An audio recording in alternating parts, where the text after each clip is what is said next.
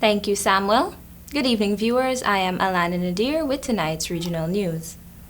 We begin the news in Trinidad where 9 police officers will have to be placed on quarantine after a woman who tested positive for COVID-19 visited Valencia police post. The woman was on quarantine orders. She breached the said orders around 5 p.m. on Tuesday to make a report of a domestic disturbance at the station, which involved 2 other siblings. At no point did she inform the officers of the quarantine orders in place. However, while at the station, the siblings got into another fight at the station's charge room.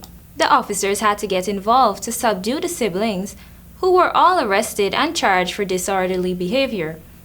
However, while being processed, one of the siblings presented a quarantine document which was currently in effect. Further checks were made and it was confirmed that she was a COVID-19 positive case and had presented mild symptoms, and as such she has been issued a stay-at-home order. As a result, the woman was charged with the additional offense of breach of quarantine, while investigators determine if other charges can be laid against her. The station was immediately sanitized and prisoners at the station were given station bail and allowed to leave, with explicit instructions to avoid meeting with people for the next week.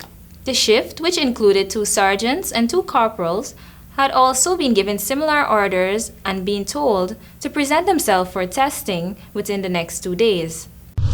Still in Trinidad, the death of a 30-year-old woman is engaging the attention of police after her body was discovered by her 8-year-old daughter at their Faizabad home. Police were told that around 11 a.m. on Monday, the 8-year-old went to check on her mother and found her unresponsive in the kitchen of their house. The child told other relatives and the police and paramedics were notified. However, the woman could not be revived. While police do not suspect foul play, a post-mortem was ordered as a part of the investigative process.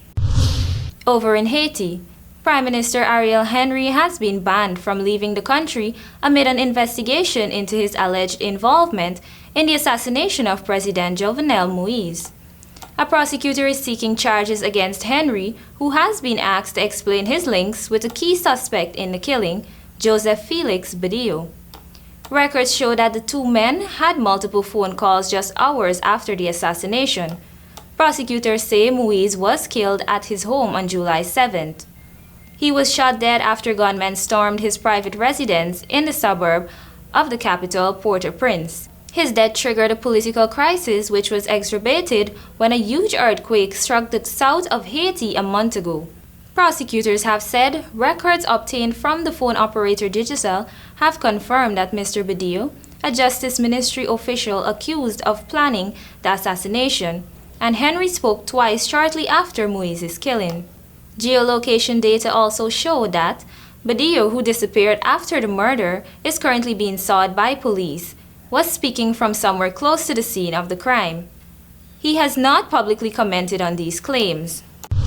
And finally, although the novel coronavirus numbers continues to surge in Guyana and its Caribbean neighbors, the World Health Organization (WHO) said there has been a substantial decline in weekly cases for the first time in more than 2 months. The WHO said in its weekly epidemiological update released on Tuesday that nearly 4 million new cases were recorded globally in the week between September 6th and 12th.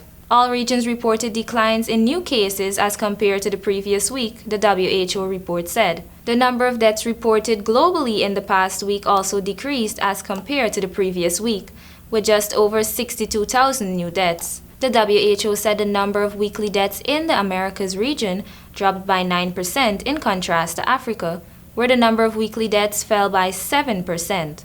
Southeast Asia, where the largest decrease of 20% was reported, and 6% for the Eastern Mediterranean countries. The Global Public Health Agency said numbers of deaths reported in Europe and the Western Pacific were similar to last week. However, the region also reported the highest number of weekly cases and deaths as compared to the other regions, with notable increases observed in Cuba, 22% increase, and Ecuador, 72% increase for cases, and Honduras 55% increase, and Haiti 50% increase for deaths. And that's all for your regional news tonight. Thank you for watching.